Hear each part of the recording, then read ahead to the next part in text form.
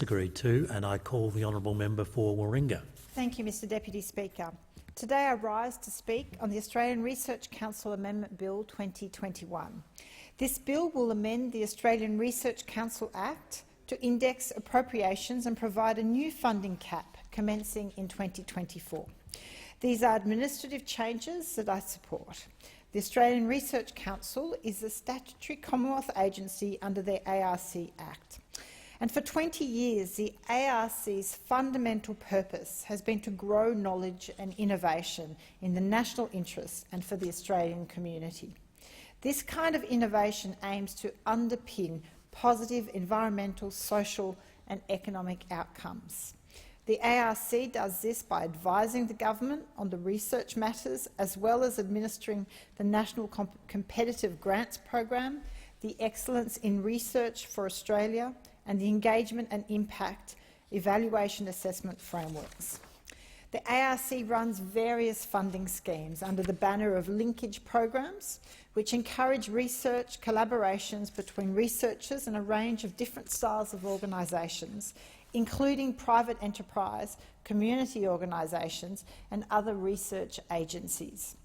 2021 was the ARC's 20-year anniversary, and it has achieved a lot since then.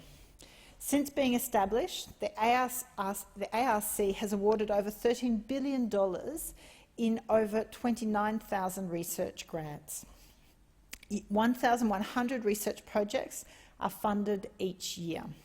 The Commonwealth invests in research and development in many ways, but the ARC forms a large part of it. The ARC administers roughly 6.8% of Commonwealth's total investment in research and development. This is a substantial amount.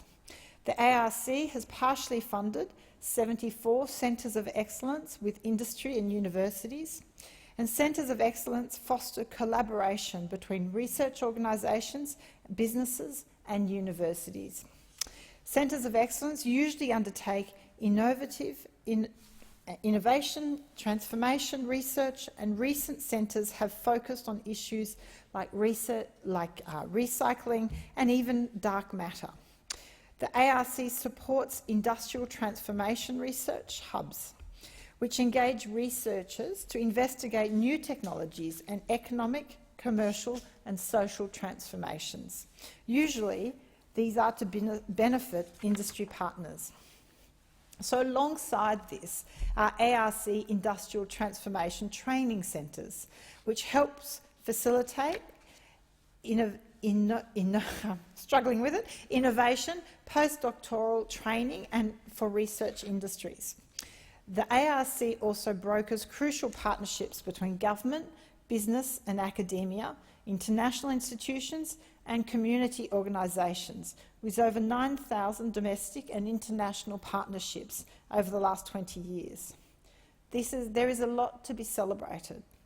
While several reviews into the ARC have highlighted areas for improvement, the importance of the ARC just cannot be understated. Through its fostering of world-leading research, the ARC is central to Australia's innovation performance. Innovation crucially underpins our economic prosperity and well-being. It is directly tied to productivity.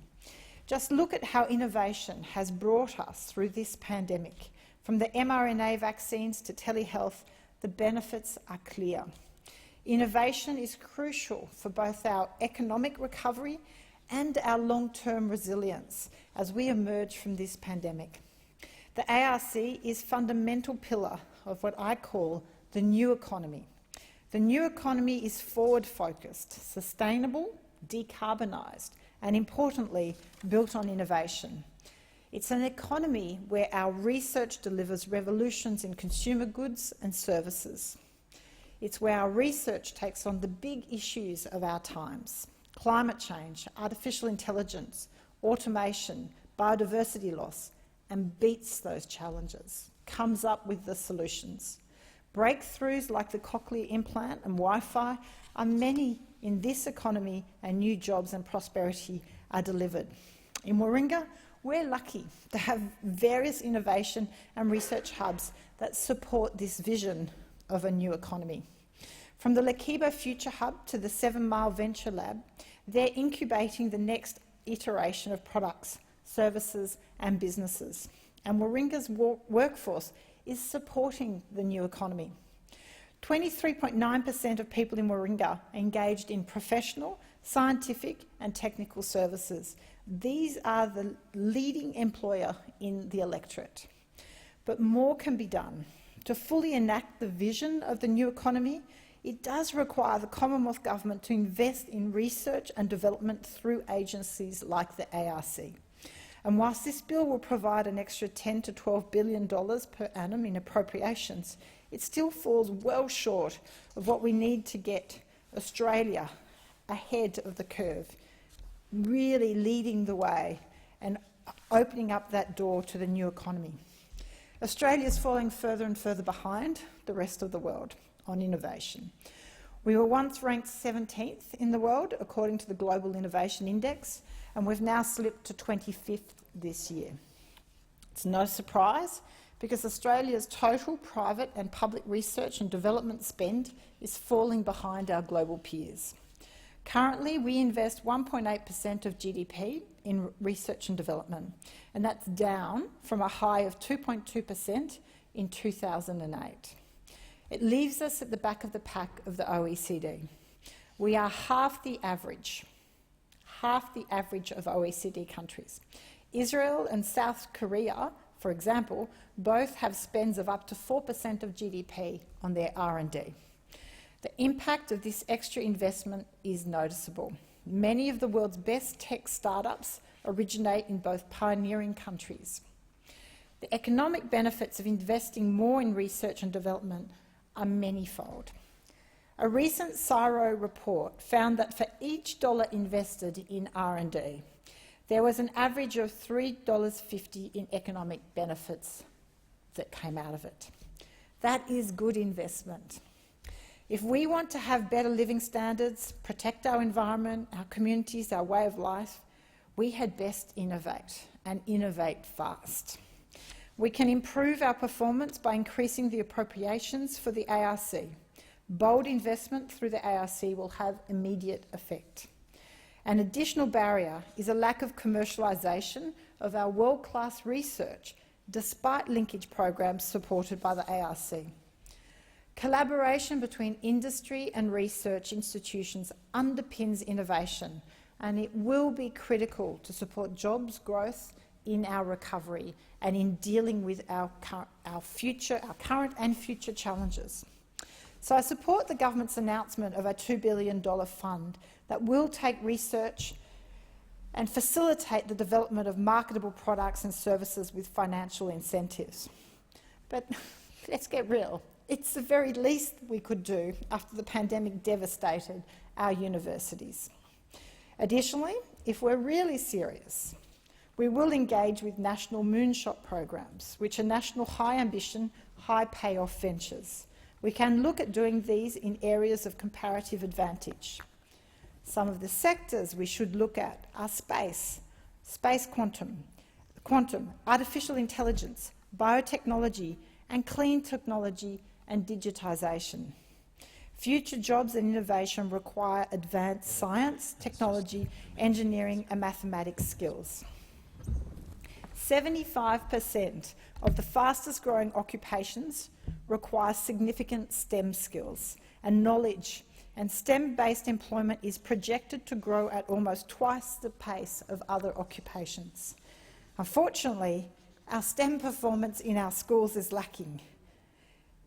It's leaving a brains gap for business and affecting our innovation, and I would suggest it would be a better focus of the government than worrying about ideology and culture wars and how one should be reinterpreting our history to suit ideology. STEM is the most important area for our future. We just can't ignore as well, unfortunately, the vast gender disparity in STEM studies. According to the chief scientist, STEM is still 79% male-dominated. And we know that gender and cultural diversity in research drives better innovation outcomes and has been linked to organisation performance. It is a win-win when you fix the gender divide. We therefore need a comprehensive plan to address both the achievement gap in STEM and the gender disparity for participation in STEM.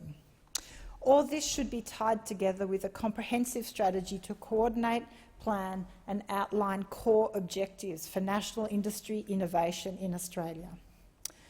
Unfortunately, we can't talk about this bill and this funding about the ARC without discussing the government's poor performance on research grants. Last month, a group of country's most eminent scientists and researchers spoke out against the minister's decision to block grants for 6 projects.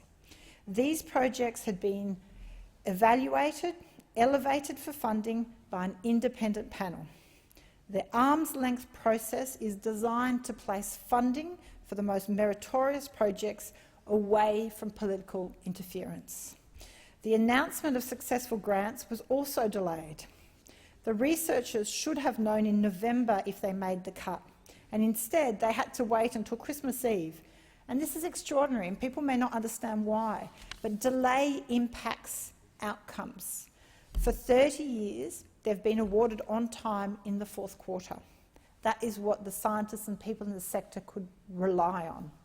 The delay caused by announcing a delayed announcement caused substantial uncertainty for many researchers who were pinning future work on these grants. So researchers who aim to collaborate with industry risk losing those very important relationships due to the time delay and through no fault of their own. So if an independent process designed to be impartial recommends certain grants, then the government should follow its guidance and award them in a timely manner. Too many times we have seen the Morrison government overrule departments and other bodies just to rort the process with their own cherry-picked selections. We need more accountability to be built into this process. If the minister chooses to reject a grant, he or she should table a statement of reasons setting out clear rationale for such a move, because the funds we are allocating are public funds and they should be allocated with transparency and in accordance with the process that has been approved. So in conclusion, Mr Deputy Speaker, the ARC plays a crucial role in supporting innovation in Australia. It's part of our new economy. And I want to see it be part of a bigger part of the new economy we are capable of building. But it does require vision and it requires commitment to actually moving forward, letting go of the past and actually moving forward towards new technologies. We are limping to the back of the pack with our performance on innovation. This is acting as a drag on our productivity and our economic growth. And so many young people know this and fear this because they are ambitious. They are hungry for success. I know this because I meet so many of them in Warringah. We can become leaders once again and ensure decades of prosperity, but only if we embrace just some of the limited policies that I've set out as being part of a new economy. We must consider the challenges we have ahead. We have big challenges ahead in the next decade in particular in relation to global warming and climate change. But we also have the skills, the willpower, the smarts. We have the smart workforce to do this. We have the innovation and the R&D. But we actually need to let go of the past, be brave and ambitious, and look towards building a more prosperous and a clean and sustainable future. And we will do that with innovation.